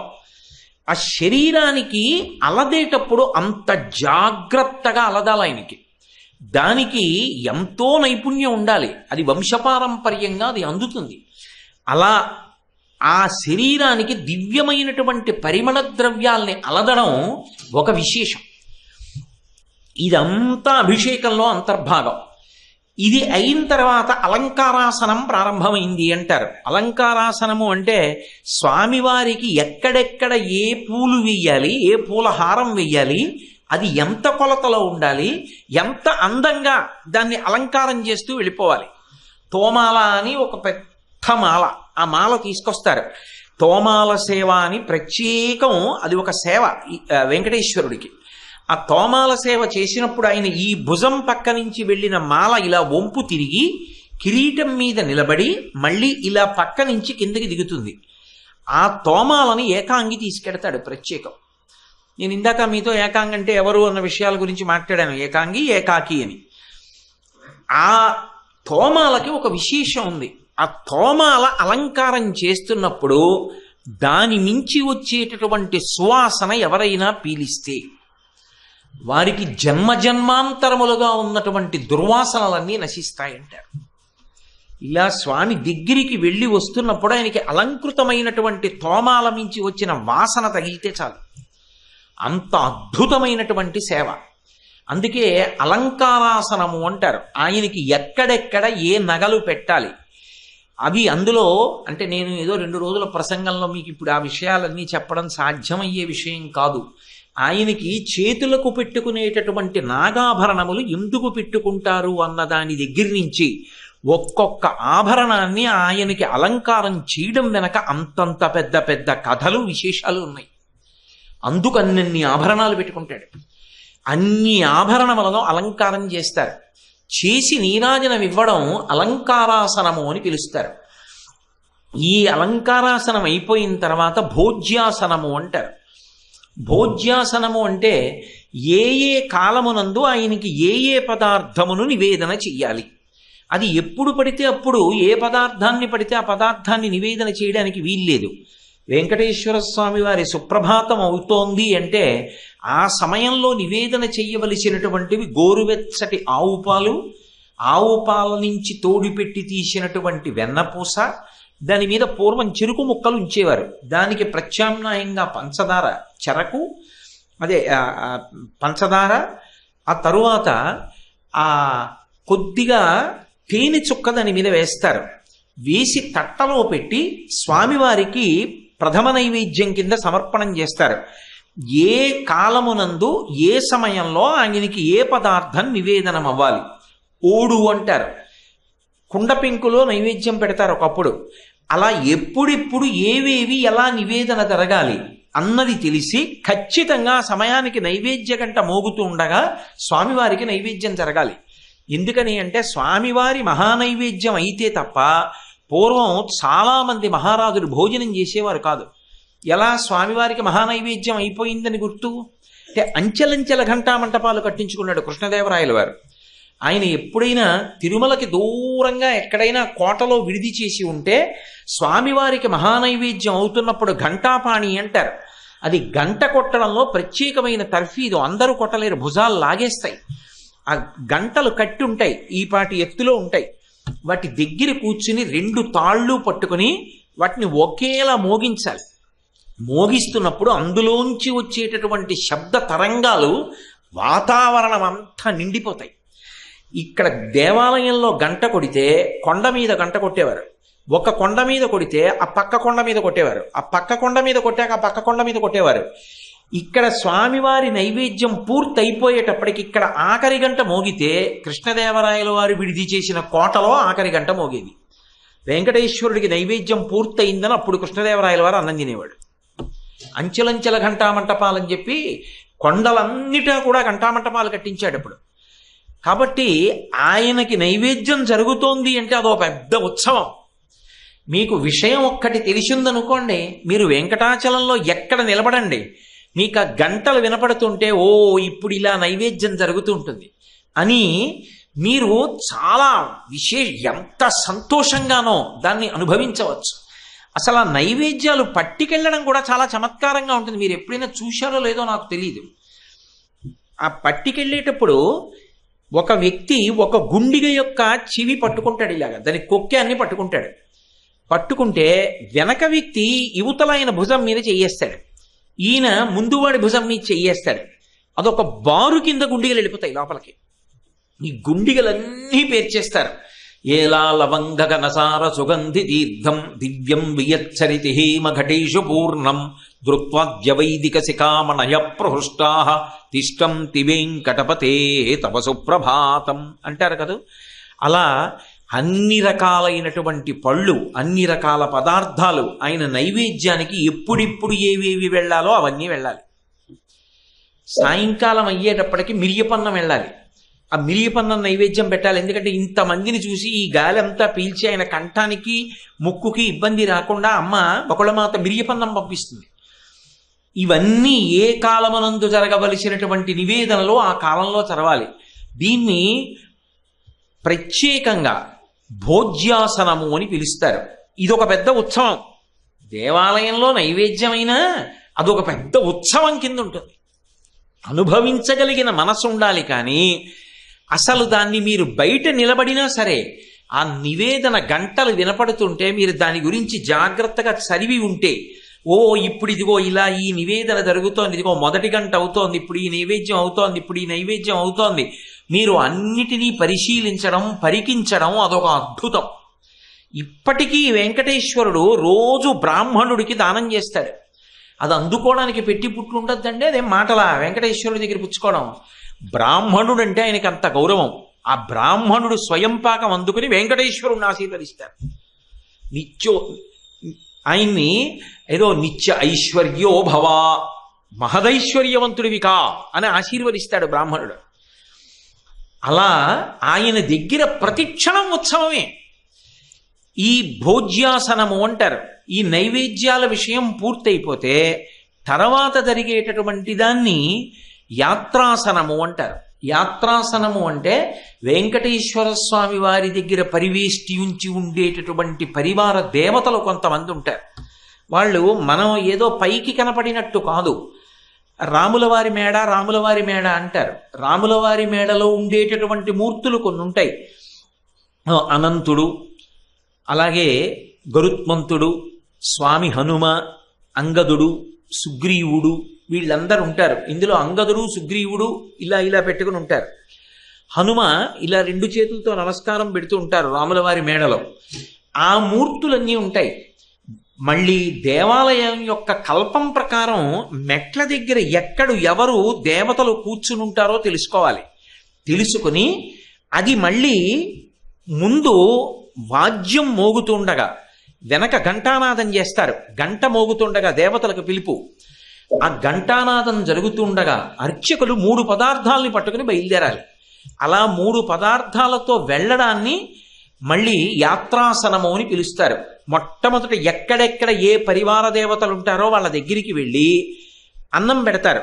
ఆ సమయంలో పెట్టవలసిన పదార్థం అన్నం పెడతారు. తర్వాత నీళ్లు పోస్తారు. తర్వాత పువ్వు వేస్తారు. ఈ 3 పదార్థాలని సమర్పిస్తూ దేవాలయంలో ఆయా స్థానములలో ఎవరుంటారో అక్కడ సమర్పిస్తుండాలి. దాన్ని బలిహరణం అంటారు. అలా బలిహరణాన్ని ఉంచడం, అందరు దేవతలకి పెట్టడం ప్రతిరోజు జరగవలసినటువంటి ఒక ప్రధానమైనటువంటి అంగం. దాన్ని యాత్రాకాలము అని పిలుస్తారు. దీని తర్వాత మళ్ళీ పర్యాలంకార ఆసనము అని ఒక ప్రత్యేకమైనటువంటి అంగం ఆయనకి రోజు జరిగేటటువంటి సేవలో. అప్పుడు ఆయన ఏకాంత శయనానికి వెడతారు. వెళ్ళినప్పుడు ఆ పట్టె మంచం ఎలా వెయ్యాలి, దానికి తలగడలు అటు ఇటు ఎలా పెట్టాలి, పెట్టిన తరువాత ఆ మూర్తుల్ని ఎలా పడుకోపెట్టాలి, ఆ పడుకోపెట్టినప్పుడు ఆయనకి ఏకాంత సేవ సమయంలో వేయించినటువంటి జీడిపప్పు, నేతితో వేయించినటువంటి జీడిపప్పు ప్రత్యేకంగా నైవేద్యానికి ఆయన తినడానికి అక్కడ ఉంచుతారు. అలాగే గోరువెచ్చటి పాలు ఉంచుతారు. అది అపూర్వమైన ప్రసాదం. ఏకాంత సేవలో ఆయన పరమ ప్రసన్నంగా ఉంటాడు. ఎంత సంతోషంగా ఉంటాడంటే ఏ ఒత్తిడి లేకుండా. అప్పుడు ఎవరి గురించి అయినా చెప్తే వింటాడు. ఏకాంత సేవా సమయంలో నేను ఉండక్కర్లేదు, నా గురించి ఎవరైనా చెప్పారనుకోండి అక్కడ ప్రేమతో, ఏకాంత సేవలో పాలు పంచుకోగలిగిన వాళ్ళు ఎవరైనా స్వామి చాగంటి కోటేశ్వరరావు గారిని జాగ్రత్తగా చూడు స్వామి అన్నారనుకోండి, వింటాడు. నేను మీతో పరమసత్యం చెప్తున్నాను. ఆ ఏకాంత సేవ యందు ఏవేవి ఎలా పెట్టాలి, ఎలా ఉంచాలి, ఆయనకి ఎలా ప్రశాంతంగా ఉండే వాతావరణం కల్పించాలి, ఆ సమయంలో అన్నమాచార్యుల వారి కీర్తన ఒకటి పాడాలి, తరిగొండ వెంగమాంబ గారి హారతి ఇవ్వాలి, ముత్యాల హారతి. ముత్యాల హారతి ఇచ్చేశారు అంటే కార్యక్రమం అయిపోయింది. ఏకాంత సేవ జరుగుతుంటే ఎక్కడ ఎవరూ నిలబడి ఉండడానికి వీల్లేదు. సుప్రభాతం జరుగుతుంటే ఎవరూ కూర్చుని ఉండడానికి వీల్లేదు. మళ్ళీ మర్యాద ఉంటుంది ఆయా సమయాల్లో, ఆ మర్యాద పాటించాలి సభలో ఉన్నవాళ్ళు. అలా ఆ చిట్ట చివర పర్యంకం విషయంలో జరిగేటటువంటి కార్యక్రమంతో స్వామివారి యొక్క దినచర్య పూర్తవుతుంది. నేను సామాన్యంగా జరిగే ఒక రోజు కార్యక్రమం మాట్లాడుతున్నా. ఇవన్నీ ఉత్సవాలే. వెంకటేశ్వరుడి విషయంలో ఇవన్నీ ఉత్సవాలు. అభిషేకం చూడడం ఒక గొప్ప ఉత్సవం. స్వామివారు ఊయల ఊగితే గొప్ప ఉత్సవం. స్వామివారికి నైవేద్యం పెడితే పెద్ద ఉత్సవం. ఎందుకని? నైవేద్యం అయిపోయిన తర్వాత వరుస వదిలిపెడతారు దర్శనానికి. ఈ లోపల నైవేద్యం పెట్టిన చక్ర పొంగళ్ళు, పులిహార, కట్టు పొంగలి ఇవన్నీ బయటికి వస్తుంటాయి. బయటికి వచ్చేసిన భక్తులు ఏమి ఎదురు చూస్తుంటారంటే, ఆ చక్ర పొంగల్ అంత నెయ్యి తేరుంది, ఆ గుండెగా ముందు జరిపితే బాగుండు, మనం వెళ్ళేటప్పటికి అది పెడతారు అనుకుంటాడు. నేను చూశాను, ఆ ప్రసాదం అందుకోవడానికి వెడుతూ పులిహార గుండిగా పెట్టారనుకోండి, ఇంకొక 5గురికి ఇస్తే అయిపోయింది అనుకోండి, ఏదో పనున్న వాళ్ళ వెనక్కి ఎడతాడు 6గురికి. ఎందుకంటే దాని తర్వాత వెనక చక్ర పొంగలి గుండికి ఉంది, లాగుతారేమోనని. ఒక్కొక్కడు దొరికింది ప్రసాదం అని పుచ్చుకుంటాడు. కాబట్టి ఆయన దగ్గర మీరు గమనిస్తే అన్నీ ఉత్సవాలే. అసలు ఆయన నిత్య పూజలన్నీ ఉత్సవాలు, అంత అద్భుతంగా ఉంటాయి. నేను మీతో ఏదో కొంచెం సంగ్రహంగా ప్రస్తావన చేస్తున్నాను, నేను విశేషంగా దాని గురించి మాట్లాడటం లేదని మీరు గమనించవలసి ఉంటుంది. కాబట్టి వీటన్నిటినీ కలిపి కాలోత్సవములు అంటారంటే కాలమునందు అంతర్భాగంగా తప్పకుండా ఆయా తిథుల యందు జరిగిపోయేటటువంటి ఉత్సవాలు. రోజూ జరిగే పూజ కూడా ఉత్సవం కూర్చుంటుంది ఆయన విషయంలో. అది వెంకటేశ్వరుడి గొప్పతనం. ఎందుకని చేస్తాడంటే అలాగా, ఆయన యొక్క దర్శనానికి వెళ్ళినప్పుడు మీరు ఏది చూసినా మీ మనసు పొంగాలి. మీ మనసు అలా పొంగితే, ఒరే నా కోసం నువ్వు నీ కష్టం సుఖం విడిచిపెట్టి నన్ను చూసి పొంగావు, వాటి బాధ్యత నేను తీసుకుంటాను, నీకు బెంగలేదు, నేను ఆ కర్తవ్యం తీసుకుని వాటిని నిన్ను రక్షిస్తానంటాడు. అందుకని పొంగేటట్టుగా ఆయనే చేస్తూ ఉంటాడు. అంతవరకు ఎందుకండి, మీరు ఒక్కటి చెప్పండి, నేను మీకు ఈ విషయాలు చెప్తున్నప్పుడు మీకు తెలియకుండానే మీ మనసు పొంగింది. మీరన్నీ ఏవో ఆ నైవేద్య పాత్రలు చూసేసినట్టు, నిజంగా ఏదో అభిషేకానికి లోపలికి వెళ్ళిపోయి కూర్చున్నట్టు, నిజంగా ఏదో సుప్రభాతానికి అర్చకులు వస్తుంటే కాగడాలు పట్టుకు తీసుకొస్తుంటే మీరు చూస్తున్నట్లు, మీకు తెలియకుండానే మీ మనసులో ఒక పొంగు వస్తుంది. ఇది వెంకటేశ్వరుడి యొక్క గొప్పతనం. ఆనందనిలయ విమానం గురించి నేను ఎప్పుడైనా మాట్లాడితే మీకు అందులో ఉన్న చమత్కారం ఏమిటో చెప్తాను. పొంగేటట్టుగా చేస్తాడు ఆయన. అది మీ ప్రమేయం అక్కర్లేదు, ఆయన తీసుకుంటాడు ఆ కర్తవ్యాన్ని. అందుకే మహానుభావుడయ్యాడు. వెంకటేశ్వర అన్న పేరుతో నిలబడి ఉంటాడు. కారణం, వేం పాపం కటతే అస్మాత్ పాపదహన శక్తిత. ఆయన వంక ఇలా కనురెప్ప ఎత్తి చూస్తే పాపాలు తీసేస్తాడు. కట శబ్దం చేత ఐశ్వర్యం నిర్దేశింపబడుతుంది. ఒక్కసారి వెంకటేశ్వరుణ్ణి స్మరించిన, ఆయన వంక చూసిన, ఆయన దర్శనానికి వెళ్ళిన వాడికి ఐశ్వర్యం కలిసి వస్తుంది, దరిద్రం నశిస్తుంది. ఏకకాలమునందు రెండిటిని ఇవ్వగలిగిన వాడు కాబట్టి ఆయనకి వెంకటేశ్వరుడు అని పేరు. ఇటువంటి అవతారం ఇంతకు ముందు రాలేదు, ఇక పైన వస్తుందని నమ్మకం లేదు. అందుకే వెంకటాద్రి సమం స్థానం బ్రహ్మాండే నాస్తికించన వెంకటేశ సమోదేవో నభూతో నభవిష్యతి. ఇటువంటి స్వామికి జరిగేటటువంటి ఉత్సవాలలో నేను మీతో కాల సంబంధంగా జరిగేటటువంటి ఉత్సవాల గురించి మాట్లాడాను. ఈ ఉత్సవాలు కాకుండా జరిగేటటువంటి ఉత్సవాలు ఉంటాయి, వాటిని నైమిత్తికోత్సవములు అని పిలుస్తారు. ఈ నైమిత్తికోత్సవాలు దేవాలయం వారు ప్రత్యేకంగా ఏర్పాటు చేస్తూ ఉంటారు. అవి ఉదాహరణకి మీకు బాగా అర్థం అవ్వాలి అంటే, ముక్కోటి ఏకాదశికి ముందు 27 రోజులు జరుగుతాయి. అధ్యయనోత్సవం అని మీరు ప్రతిరోజు శ్రీ వెంకటేశ్వర భక్తి ఛానల్లో రాత్రివేళ ఆ జియంగారులు వచ్చి కూర్చుంటారు. ఆ వేదం అంతా కూడా చదువుతూ ఉంటారు. ఆ స్వామివారి యొక్క ఉత్సవమూర్తులను అక్కడ ఉంచుతారు.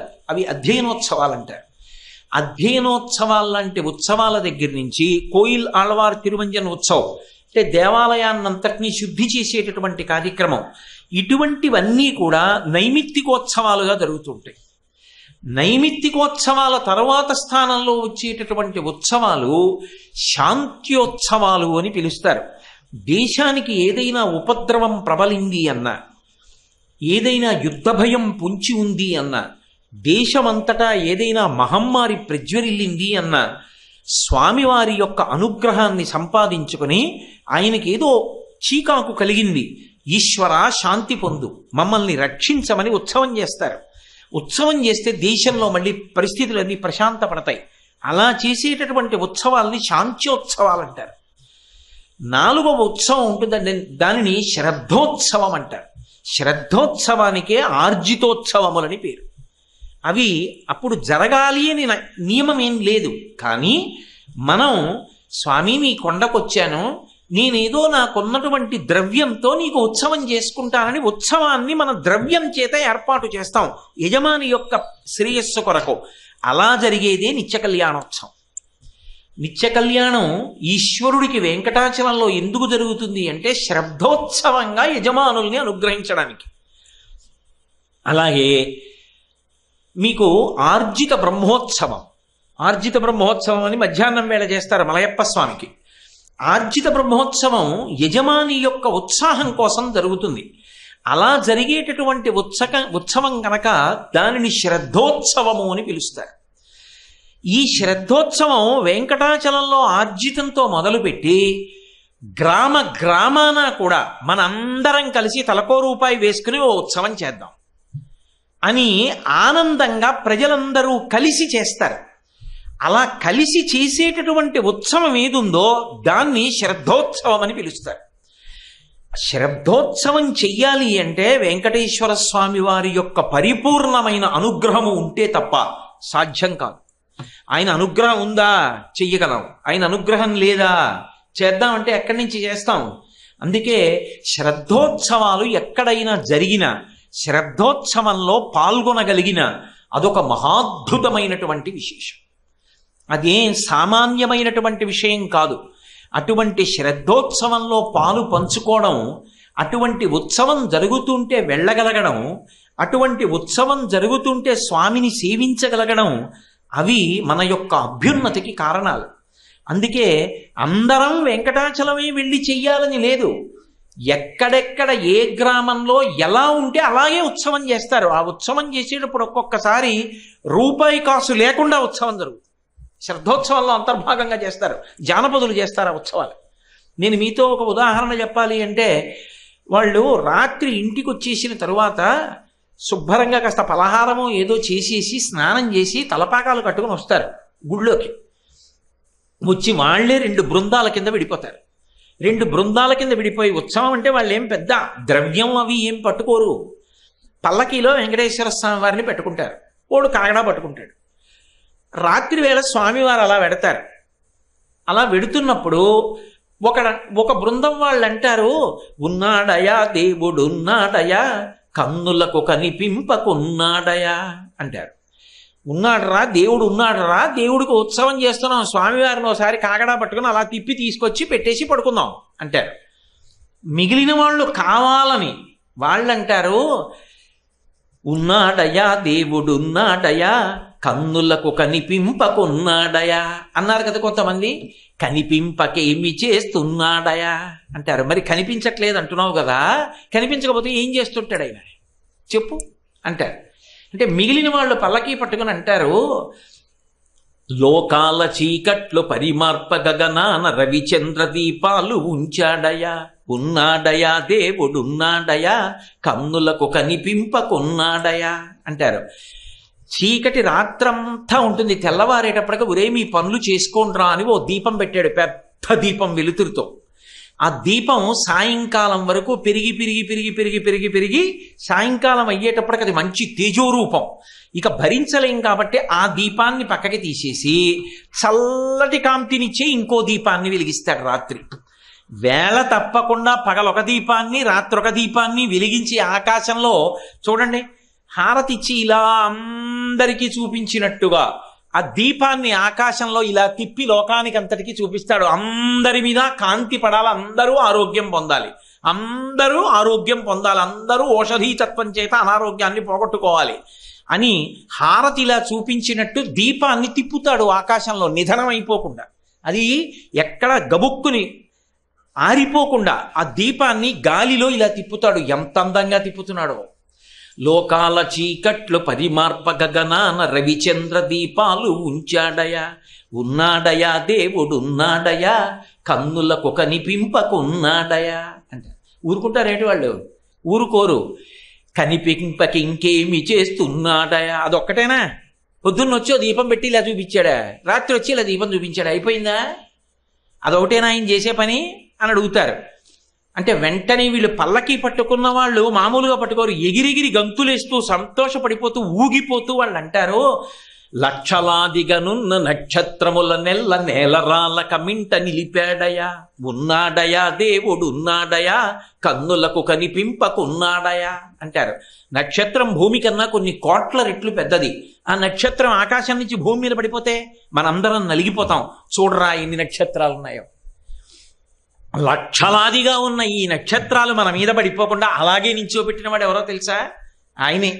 మనందరం నిద్రపోతుంటే ఆయన అలాగే ఉండండి, అలాగే ఉండండి, కదలద్దు కదలద్దు అని అలాగే ఉంచాడు. కాబట్టి లక్షలాదిగనున్న నక్షత్రముల నెల్ల నేలరాల కమింట నిలిపాడయా, ఉన్నాడయా దేవుడున్నాడయా, కన్నులకు కనిపింపకున్నాడయా అంటారు. ఓ ఇంతేనా? కన్నులకు కనిపింపకింకేమి చేస్తూ ఉన్నాడయా, ఈ రెండేనా, ఇంకేమి ఆయన చేసే పనులు ఉండవా అంటారు. అంటే వాళ్ళంటారు, ఇరుసు లేకుండా ఈ భూచక్రమును ఎల్లవేళల తిప్పుతున్నాడయా, ఉన్నాడయా దేవుడున్నాడయా, కన్నులకు కనిపింపకున్నాడయా. ఏదైనా ఓ చక్రం తిప్పాలంటే ఇరుసు ఉండాలి. భూచక్రానికి ఇరిసే ఉంది భూమికి. ఇరుసులేని చక్రాన్ని ఒకే వేగంతో తిప్పుతున్నాడు.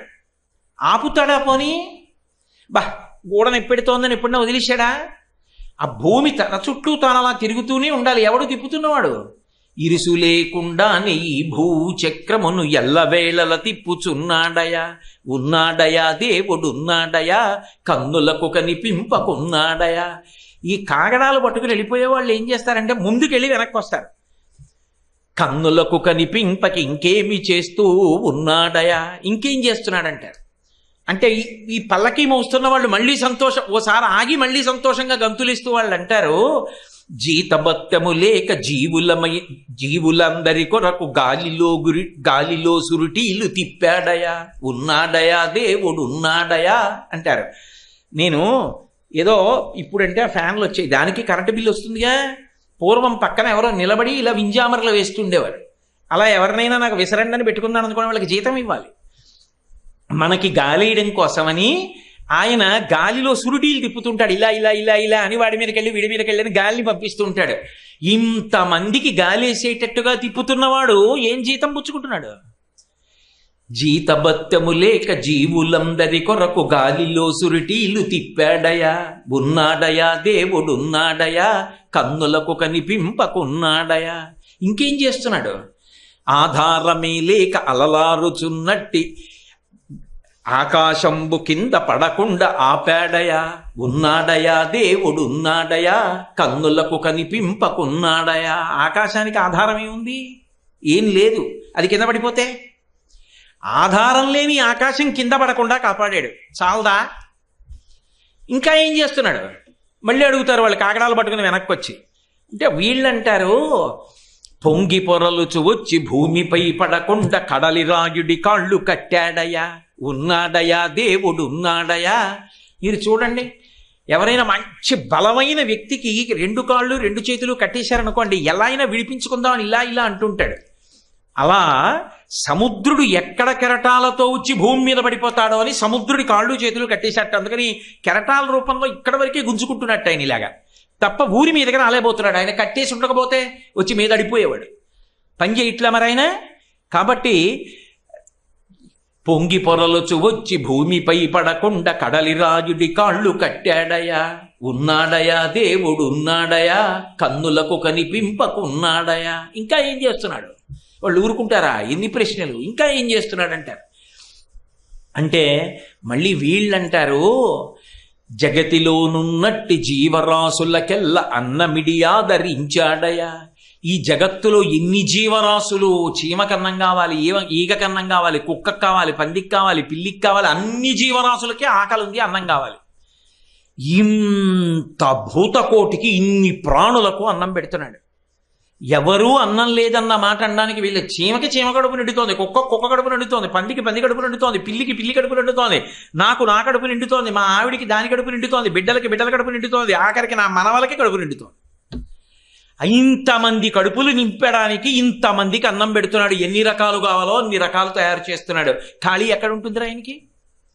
కాబట్టి జగతిలోనున్నట్టి జీవరాశులకెల్ల అన్నమిడి అంతగా ఆదరించాడయా, ఉన్నాడయా దేవుడు ఉన్నాడయా, కన్నులకు కనిపింపకున్నాడయా. మరి కష్టాలు వస్తున్నాయి, నువ్వు గతంలో చేసుకున్న పాపం ఉందిగా, ఆ పాపానికి కష్టం ఇచ్చి ఇంకా నీ పాపం తీసేస్తున్నాడు. నేను తెర వెనకత నుండి తెర ముందు మన నుంచి తైతక్కలాడించుచున్నాడయా, ఉన్నాడయా దేవుడున్నాడయా, కన్నులకు కనిపింపకున్నాడయా. ఇన్ని పనులున్నవాడెన్నడో కనిపించునన్న మాట నమ్మకున్నారయా. తిన్ననగు దృష్టితో ఈశ్వరుని సేవింపకున్నచో మన బతుకులన్నీ పెద్ద సున్నాలయా, ఉన్నాడయా దేవుడు ఉన్నాడయా. ఏ పని లేనివాడైతే నీకు వచ్చి కనపడతాడు. ఇన్ని పనులు చేస్తున్నవాడు వచ్చి నీకు కనపడుతూ కూర్చుంటే పనులు ఎవడు చేస్తాడా? నీకు అన్నం ఎవడెడతాడు? కాబట్టి నీకు కనపడలేదు. అంటే వీళ్ళు ఏం చేస్తారంటే, ఇప్పటి వరకు వాడు ఏం చేస్తున్నాడు అన్న వాళ్ళు ఉంటారే, వీళ్ళందరూ వెనక్కి వస్తారు. వచ్చి ఆ పల్లకి పట్టుకుని ఇంక గుడి దగ్గరికి వచ్చేస్తారు. వచ్చేస్తుండగా పరమ సంతోషంతో గిర్ర గిర్ర గిర్ర గిర్ర తిరుగుతూ అందరూ కలిసి ఉన్నాడయా దేవుడు ఉన్నాడయా, కన్నులకు కనిపింపకున్నాడయా, ఉన్నాడయా దేవుడు ఉన్నాడయా అని పెద్ద భజన చేసేసి స్వామివారిని లోపలెట్టేసి పల్లకి తాడు కట్టి పైన పెట్టేసి అందరూ ఇంటికి వెళ్ళిపోయి పడుకుంటారు. రాత్రి అయ్యేటప్పటికీ వాళ్ళు పరమ సంతోషంగా ఓసారి స్వామిని పట్టుకుని భజన చేసుకుంటూ ఇటువంటి పాటలు జానపదాల్లో ఎన్ని పాటలు. అసలు వెంకటేశ్వర ఉత్సవములు జానపదములు అని ఓ ప్రసంగం చేస్తే అది కొన్ని రోజుల పాటు చెయ్యాలి. అన్ని పాటలు పాడతారు వాళ్ళు. ఓ పాటలో అయితే ఎంత చమత్కారం చేస్తారంటే, ఆయన ఏదో అడవికి వెళ్ళి వేటాడుతున్నాడు. వేటాడుతుంటే అదో ఉత్సవం వెంకటేశ్వర స్వామి వారికి పారువేట ఉత్సవం అని చెప్పి సంక్రాంతి పండగ నాడు వెళ్ళిపోయిన తర్వాత కనుమనాడు ఆయన వేటకెళ్ళాలి. కాలోత్సవాలు అదొకటి. మళ్ళీ ఇన్ని ఉత్సవాలు ఆయనకి. ఆయన వేటకెళ్ళి వేటాడుతుంటే ఎవరో ఒక గిరిజన యువతి కనపడింది. నువ్వు చాలా బాగున్నావు అది ఇది అన్నాడు. అని నీ ఒళ్ళో తలపెట్టుకు పడుకోనా అన్నాడు. అంటే ఆవిడంది, నీ శంఖచక్రాలు బాగున్నాయి నాకు ఇస్తావా పడుకోబెట్టుకుంటానని. అంటే ఆయన ఆవిడ మీద ఉన్న తమకంతో శంఖచక్రాలు తీసి ఆవిడికి ఇచ్చేసాడు. ఇచ్చేసి పడుకున్నాడు. పడుకున్న తర్వాత కొంతసేపటికి ఆవిడ ఏదో ఆయన్ని సంతోషపెట్టింది, లేచిపోయింది, వెళ్ళిపోయింది. ఈయనేమో బడలిపోయి నిద్రపోయాడు. ఆవిడ ఏం చేసిందంటే కొద్దిగా పూలు వేసి తల మెల్లిగా తొడమించి తీసి కింద పెట్టి ఆవిడ వెళ్ళిపోయింది.